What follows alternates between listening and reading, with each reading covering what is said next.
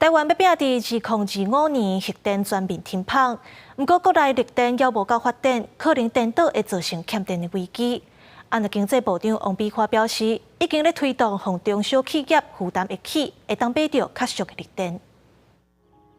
台湾2025年要进入非核家园，不过伫核电厂除役了后，提供2成强电主力的绿电发电线不如预期，引起外界欠电的疑虑。各有企业烦恼会买无绿电。早起经济部长王美花伫出席绿电交易高峰会时阵表示，已经咧推动互中小企业买到平价绿电。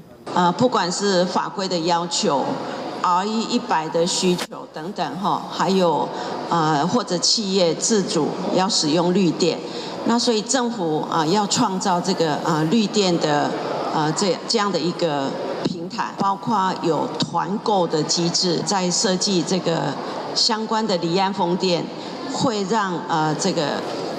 有一个新的一个信保机制。王美花表示，除了政府要创造绿电平台，行政也多核定，离岸风电会有信保机制，要互想要买绿电，不过信评无够的大企业，应合理买到绿电以外，也互离岸风电发展应更较顺利。国民党总统参选人新北市长侯友宜19到台大座谈时阵表示，在确保核安之下，会以延役核电作为短期隐形能源欠缺的政策。行政副院长郑文灿认为，侯友宜过去卡核废料，即卖要延役的讲法是矛盾的。要能够延役的话，那前提就是必须要让核三的这个相关的这个延役准备要能够完成。那以核一厂跟核二厂最需要的干式储存设备，能够让燃料棒从这个反应炉里面抽离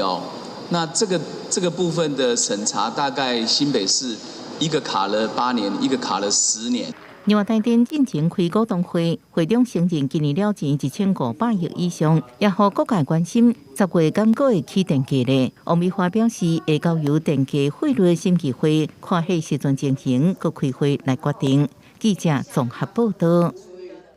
来看有北中。